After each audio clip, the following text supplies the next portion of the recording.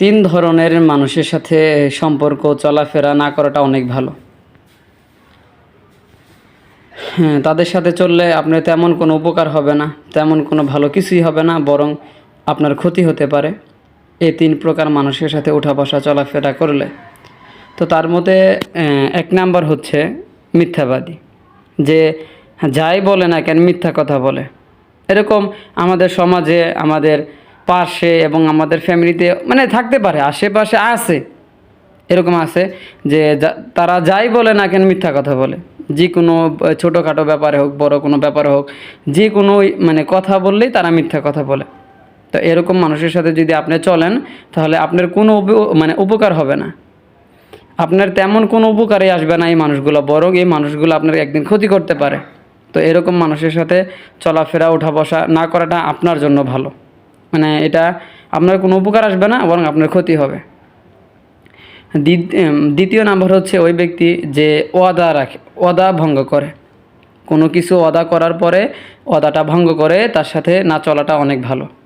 কারণ যে মানুষ ওয়াদা করেছে যে এটা করব না এবং এটা করব, সে কথা রাখে না, ওয়াদা ভঙ্গ করলো, তার সাথে না চলা আপনার ভালো। তৃতীয় নাম্বার ওই ব্যক্তি যে হচ্ছে আমানতের খেয়ানত করে। এখন আমানত অনেক কিছুই হইতে পারে। আমরা আমানত কোনো একটা জিনিসকে মনে করি, কোনো একটা প্রয়োজনীয় জিনিস, দামি কোনো জিনিস একজনের কাছে রাখলে এটারে আমরা আমানত মনে করি, কিন্তু আমানত অনেক কিছু হইতে পারে।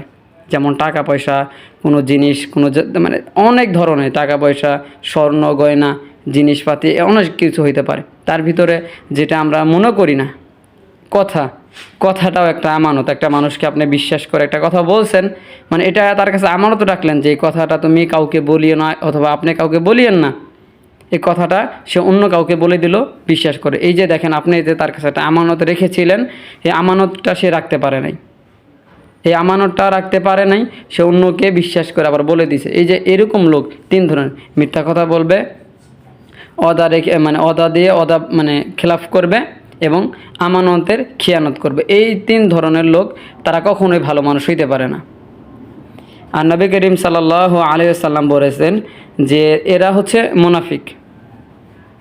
এই তিনটি লক্ষণ যদি কোনো মানুষের ভিতর থাকে, তাদেরকে মুসলমান না বলাই ভালো, মুসলমান না বলাটাই ভালো, কারণ তারা মুসলমানের কাতারে পড়েই না যারা মিথ্যা কথা বলে। কারণ এরা সবসময়, তাদেরকে মুমিন বলা যাবে না, মুমিন বলা যাবে না। মুমিন কখনো মিথ্যা বলতে পারে না, মুমিন কখনো ওয়াদা ভঙ্গ করতে পারে না, মুমিন কখনো আমানতের খেয়ানত করতে পারে না, কারণ এগুলো মুমিনের গুণ না। মুমিন এইসব কাজ করতেই পারে না। তো আমাদের ভিতরে যাদের এই সব গুণ রয়েছে, মানে এই খারাপ অভ্যাসগুলো, মিথ্যা বলা, ওয়াদা ভঙ্গ করা, আমানতের খেয়ানত করা, আমরা ছেড়ে দিব। আর যাদের ভিতরে এই গুণগুলো রয়েছে, মানে এগুলো তারা করবেই, যারা এইসব মানে কাজকর্ম, মিথ্যা বলা, এইসব কাজ, মানে এই তিনটা জিনিসের সাথে জড়িত রয়েছে, তাদের সাথে আপনি না চলাই ভালো, তাদের সাথে আপনি না চলাই ভালো। কারণ তারা কখনোই ভালো চাইবে না আপনার। যারা মিথ্যা বলে, ওয়াদা রেখে ওয়াদা ভঙ্গ করে, আমানতের খেয়ানত করে, তারা কখনোই আপনার ভালো চাইবে না। তো আশা করি কথাগুলো বুঝতে পারছেন। তো এইসব লোক যদি আপনার কেউ থাকে, তার সাথে সম্পর্ক না রাখাই ভালো, তার সাথে সম্পর্ক না রাখাই অনেক, মানে আপনার জন্য উত্তম, আপনার জন্য ভালো হবে।